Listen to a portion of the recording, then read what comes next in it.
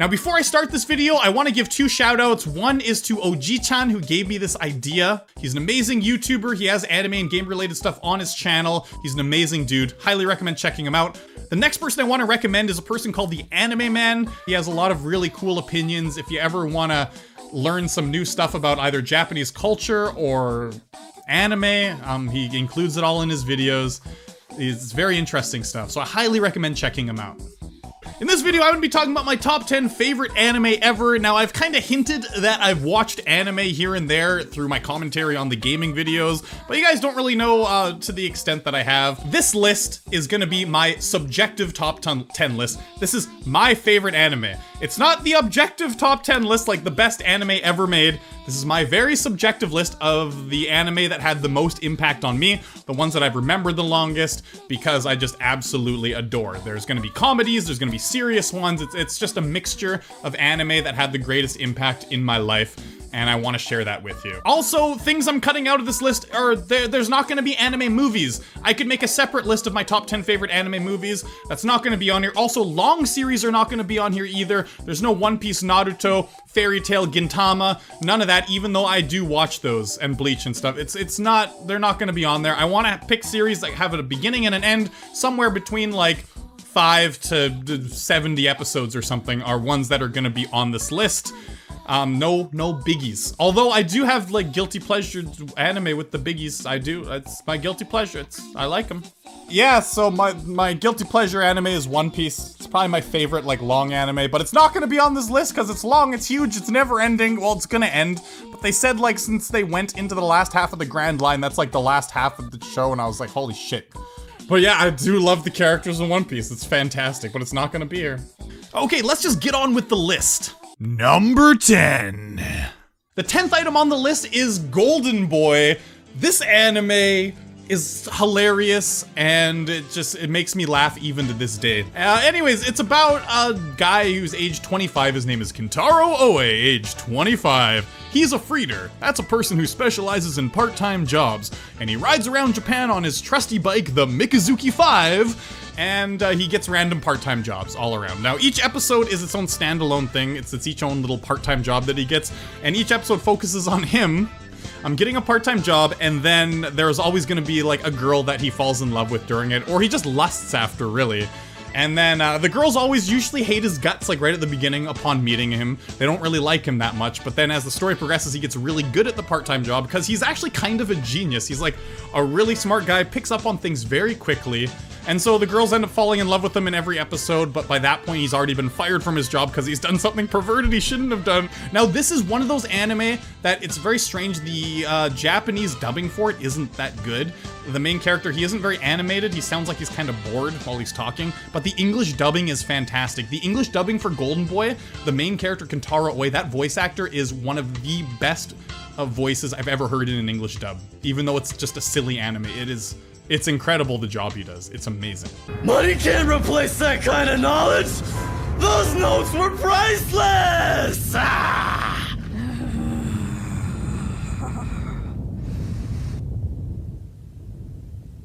You have to check it out. I'm sure you can find it on YouTube somewhere. It's an old anime. It's like a 90s anime. But damn, it is super hilarious. This anime is probably the reason why I love playing like the Sakura games and Nekopada games so much. The reason is this anime. Number 9. The 9th item on the list is an anime called Serial Experiments Lane. It is a trippy ass anime. The whole time you're watching it, it's very surreal. And I absolutely love it because it's a very interesting story. It's very thrilling, and it's basically the equivalent of a page turner. Like, you have to find out what happens next. It's 13 episodes, so you can watch it front to back very quickly, and you will want to watch it quickly. Like, when I was watching it, I had the first 2 VHS tapes from my store, quickly ran and got the other ones as soon as I was done those first 2 and rented the rest. It's absolutely amazing. So basically, the story follows this girl named Lane. She's a junior high school student. She gets a text message on her phone from a former classmate who had recently committed suicide, and the classmate says, "I now exist in the Wired," which is kind of like the internet. So her entity exists in the Wired now, even though her physical form is gone. It's quite crazy. It starts from there, and Lane starts learning more about the Wired. She learns more about the world. She starts to realize who she really is. She makes her own persona on the wire that people start to revere. The wired and the physical world start to meld together, and it's very, very trippy anime. And also, I mean, how could I not recommend it? Because Lane, she has bear pajamas. She wears like a bear suit. It's amazing. I wish I want a bear suit. I want one. Number 8. The 8th item on the list is Record of Lodoss War. Now, I need to specify, this is Record of Lodoss War, the 13-episode OAV, and not Record of Lodoss War Chronicles of the Heroic Knight, which is a totally different series. It's basically, Record of Lodoss War is basically fantasy porn.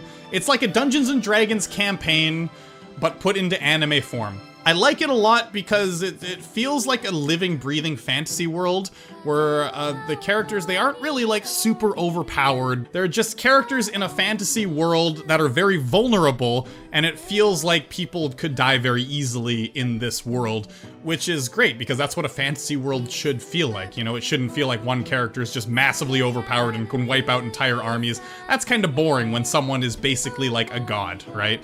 So the main character, like if he were to go one-on-one versus any of the main villains, he would lose, right? But it's about him trying to become better and better as a warrior because he's trying to find out what happened with his father. His father was a dishonor knight, got killed.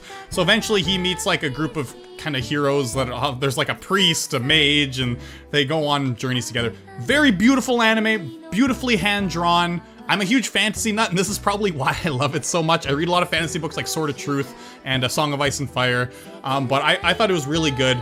The characters, like I said, are very vulnerable, but it still retains a very epic feel. It's all hand-drawn, there's dragons, and there's a dragon that they fight as a team, and that fight is like absolutely incredible.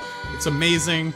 And there's a rivalry between the main character and one of the evil characters who's kinda evil, and it's just, oh my god, it's really good watching them fight, because the main character Parn is never really a good fighter, but he's kinda learning, and he's always just one step down. It feels like a fantasy world should feel, and I love it. I love it.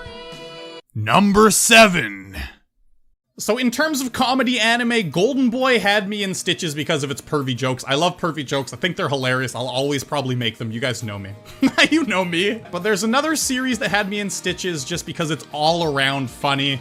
Very creative episodes that are in there, and it's called Full Metal Panic Fumofu. My goodness, this anime had me in stitches on the ground.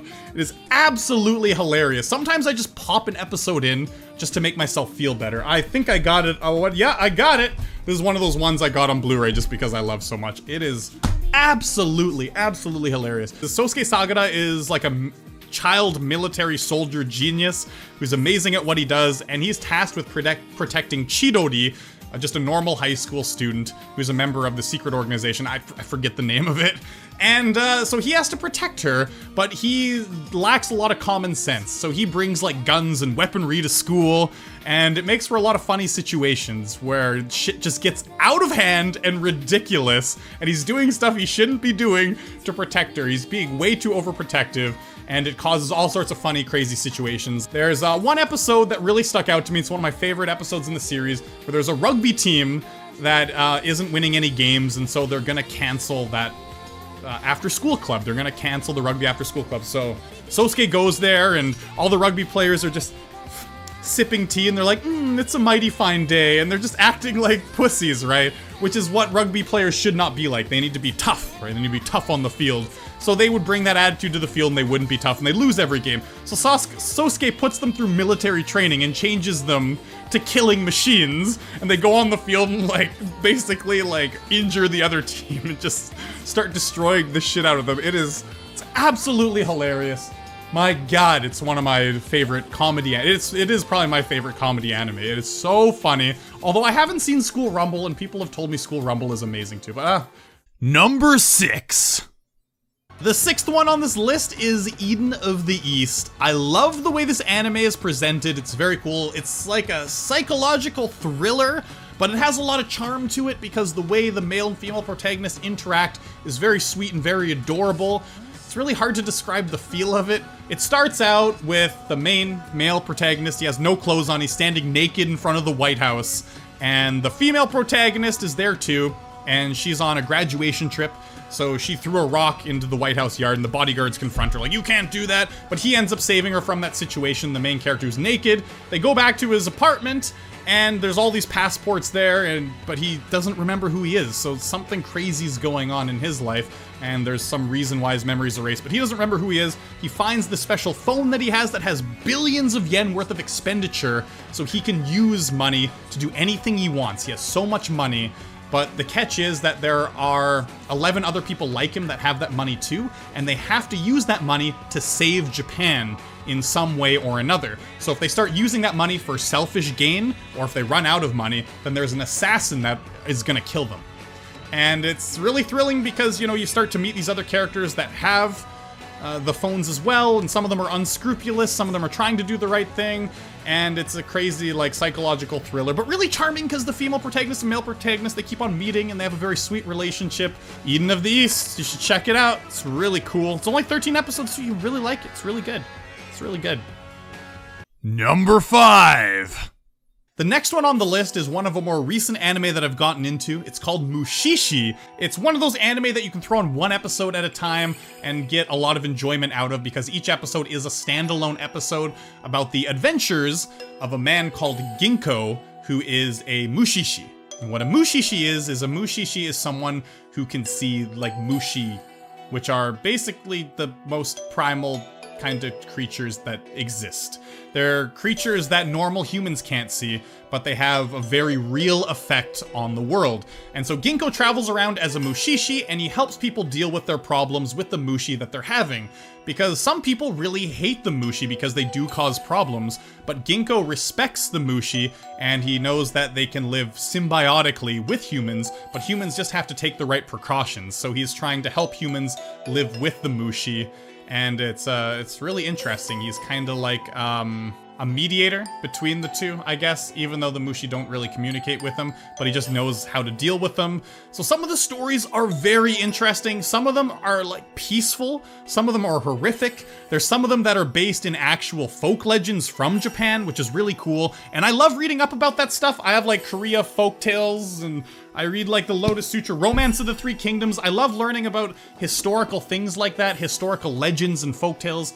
It's very intriguing to me, and that might be one of the reasons why this is so high for me, is because I am interested in that. So I mean, if you are too, I would highly recommend checking out the series, and even if you aren't, I'd highly recommend checking it out anyways, because some episodes are awesome. Like I said, some are even quite horrific. Like one of them, Ginkgo goes into a forest, and he gets lost in the forest, and he meets this man there. The man says, I've been lost in this forest for 3 years with my family. We can't escape. There's no way to get out of this forest. Once you're here, you're stuck here forever. And Ginkgo's like, okay, well, let me try to get down to the bottom of it. And he realizes there's a mushi that's infested their child that's causing them to stay here. And I can't say more, if otherwise I'd ruin it, but it's quite like a horrific story that gets told, but it's very interesting, like, blow your goddamn mind. Now, as we go up the list, you're gonna probably start seeing some familiar anime that a lot of people will have in their top 10 lists, because I'm an unoriginal bastard. Number 4. The next, number 4 is SteinsGate. SteinsGate is, it's absolutely incredible. SteinsGate is just amazing. The story starts with a guy, Rintaro, I think his name is, and he calls himself a crazy scientist, like a very genius scientist. Hohoin Kyoma! Now, I went into the series not knowing anything about it, so I had no idea what I was getting myself into. What I initially thought in this series is that it was just gonna be a slice of life anime about this guy who thinks he's a mad scientist, and he thinks like this crazy organization is after him. And when I was watching it, I was like, it's all in his head. None of this actually exists. This is so silly. But then there's this big event that happens like a few episodes in, and your jaw is just dropped. You're like, oh my god, that just happened. And then all of a sudden, this tale starts of a tale of going through time, changing space and time, crossing between timelines and dimensions, and he's the only one that knows that time is switching because he can't explain it to his friends. They don't believe him. And so he's the only one that has control over these timelines that are going on, and he has to choose, like, in one timeline, some other character has it better off than another one. He has to choose between sacrificing that good thing in that character's lives so that another one can live, and just, holy crap! It is a thrilling, page-turning anime that just blew my goddamn mind. It's another one that I got on Blu-ray. I tend to buy a lot of my favorite anime on Blu-ray. I like having them. Like, I don't even think... I watched SteinsGate on the internet, and I loved it so much I bought it on Blu-ray. I do that with a lot of anime I really like. But yeah, SteinsGate. Number 3. Now, number 3 on the list, I'm putting 2 anime series here because I want to fit 11 series into this video, and I hold these 2 in regards equally. I love them both equally, and they have a very similar vibe to them. The 2 anime in question are Samurai Champloo and Cowboy Bebop, made by the same studio and the same creator. Cowboy Bebop is basically, there's always like a musical genre associated with these series, so Cowboy Bebop is jazz meets space bounty hunters. Samurai Champloo is hip-hop meets feudal Japan and samurais. Both are very cool. They feature a lot of standalone episodes, but there is an overarching story that go along with them. They are just absolutely phenomenal, and these are a good gateway anime. These 2 series right here, if you've never watched an anime before, these 2 series will prove to you that anime tropes do not rule anime, and there is an anime for everyone. Because a lot of people think of anime like it's all stereotypical and it's all very much the same, but it's not.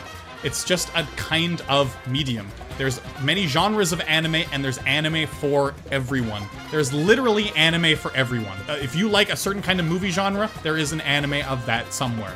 And this kind of proves that point. So it's a very good gateway anime to get into it if you don't like anime. Number 2. Choosing between number 1 and 2 was so hard. So hard. But I had to choose. I had to choose which one impacted my life more than the other. So number 2 on the list is Code Geass. Code Geass is very hard to explain to someone who hasn't seen it, because you start to explain it to them and they think, oh, so it's like a generic mecha anime then, huh? That's furthest from the truth. It's an amazing series. I'll try to explain it the best I can in a short span of time. So let's just start. So basically, the main character, Lelouch, hails from a country called Britannia. It's a superpower. It's probably like the biggest superpower in the world. They have control of a lot of the world. They have control over Japan, which is called Sector 11. And basically, the people in Sector 11 are seen as like underneath them, right? They're just lesser class citizens than the people in Britannia. So Lelouch is an exiled prince from there because his father gave them to Sector 11 for some reason, I forget, with his sister Nunnally. So Lelouch wants to fight back against Britannia, against their tyranny, and just to make a safe world for his sister Nunnally, who went blind, and she went blind because her mother was killed in front of her or something. Okay, so and something like that. So he wants to make a better world for... One day there's a terrorist attack in Zone 11. I guess some people are trying to attack against Britannia, and Lelouch gets caught up in it, and he meets this girl named Cece, who gives them the power of Yass. And if he makes eye contact with someone, he can use the power of Yass to make someone do anything that he wishes, but only once, and he has to make eye contact with them. So he has that power, and now he assumes this persona called Zero, where he's always behind a mask, no one knows his real identity, and he gets some resistance fighters to fight back against Britannia, and that's where the story starts off. So you may be thinking right now, oh, well, it's a generic mecha anime, then that sounds exactly like a generic mecha anime. It's furthest from the truth, it's not it at all. There's a clash of ideals. His childhood friend Suzaku believes that they should change the system from within, so he becomes a Knight of Britannia and wants to work his way up the ranks, change it from within. Lelouch wants to destroy the old system, make a new one where people are free, but Lelouch is an absolute genius, so the means at which he goes about doing it are just absolutely incredible to watch, because he's like the smartest character in anime, one of anyways. Watching Lelouch do his stuff it's absolutely incredible, and that ending, oh, that ending! Holy shit! Number 1. 残酷な天使のように少年よ神話になれ Neon Genesis Evangelion, number 1 on my list. This anime had the most impact on my life. It is insane how much this anime had an impact on my life. I was watching the original TV series when I was the same age as the main pilot characters, because the main pilots of the Evangelions in the show are 14 years old. They're very young. and they're very relatable because each one has a deep-rooted set of problems, emotional problems, and I was going through some struggles when I was younger then, and I related to the main character so much because I was kind of cowardly sometimes. And oh my god, I related to this show so much that it has had the most of an impact on me than any other anime ever has, maybe even any other TV show has ever had in my life. I love this anime to bits. It's very psychological though, and there's a lot of religious symbolism. I gotta say, there's a lot of shows where some characters seem a little too perfect. In this show, it takes that, it switches them around where each character is so imperfect that they seem very real. And I like this show because of that. Like I said, it's very relatable, and when I was young and going through some of those issues myself, I really strongly connected with the show, and I felt that if I was put in there, I maybe would do some similar things as the characters would. And it's the show that I've felt the strongest connection to ever. And still to this day, when I watch it, it reminds me about that. Maybe it's just the nostalgia, maybe that's why it's on the top of the list, but it's the show that's impacted me the most, and I really, really, really love it to bits. So to tell you a little about the show, it's really hard to summarize. Basically, there's these creatures called angels that are coming down, and they're trying to end humanity by causing the third impact. The second impact happened a few years ago, like 7 years prior to the events of the third impact, which wiped out like half of human civilization, melted the ice caps, the sea levels rose, and because the second angel, Lilith, made contact with the first, I think, and so it caused a bunch of problems, but they scavenged Lilith from the site there, the second angel, and now they've used bits and pieces of Lilith to make these things called the Evangelions, which are basically the humans playing with God. They made these entities called the Evas that can only be piloted by 14-year-old children, because the 14-year-old children can psychologically sync with the creatures that are Evangelions. They're not just mechas, they are actual, like, living, breathing creatures that the children can sync psychologically with so they can control the Evas. Shinji, the main character, gets reached out to by his estranged father, Gendo, who left Shinji alone to go work at Nerve. And he's working at Nerve, and that's basically a secret organization that controls the Evangelions in case the angels ever come back. The third angel comes back, so he calls upon Shinji to go and pilot the Eva, and Shinji has a lot of psychological problems because he was abandoned by his father, so he goes in to fight an angel, gets his ass kicked, but then the angel, or the Evangelion he's piloting, goes berserk and rips the angel to pieces, and it starts like eating it and shit. It's just fucking crazy. And then the story starts from there. Some new Eva pilots are introduced. The purpose of Nerve is to fight back against the angels, but there's also this other secret purpose that they have as well, called the Instrumentality Project, about linking like all of humankind's souls all together. It's an incredible show. Love it or hate it, you have to watch it. You can either watch it and absolutely hate its guts, or you watch it and you fall in love with it. It's usually two categories. I've never seen someone go, I kinda liked Eva. It's usually people that go, that show is so weird, I hate its fucking guts. Or people that go, that was extremely deep and I love the characterizations and I love it to bits. It's usually one or the other. Anyways, that's my top 10 favorite anime list. I rambled a lot more than I thought I was gonna ramble. I wrote down some bullet points that I was gonna talk about, and then I found that I just kept on blabbing and blabbing. I'm really sorry about that. I tried to make it concise, but I failed. I failed really bad. Now here's a list of some of the anime that didn't make it on this list, but I was giving serious consideration for this list. These ones almost made it in there. I love these to bits, but just not as much as the top 10 list. The top 10 list are ones that I love the most. Anyways, in the comment section down below, I really want you guys to write out your own list. If you don't have a top 10 but would prefer to write a top 5, that's cool too. Tell me what you guys think about certain anime series.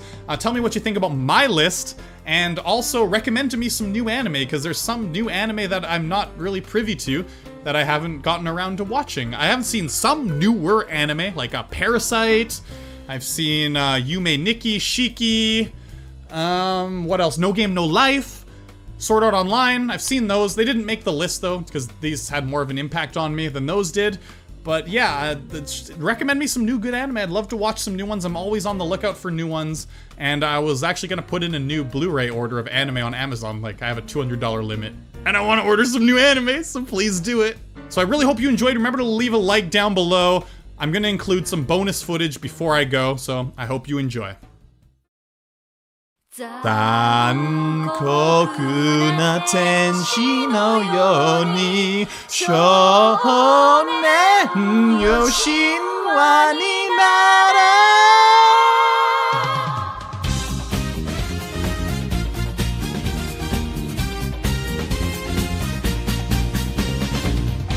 青い風が今胸のドアを叩いても私だけをただ見つめて微笑んでるあなたそっと触れるもの求めることに夢中で運命さえ私らに抱いけない瞳だけどいつか気づくでしょうその背中には遥か未来目立つための羽があること残酷な天使のペセス窓辺からやがて飛び立つほとばしる熱いパトスで思い出を裏切るならこの空を抱いて輝く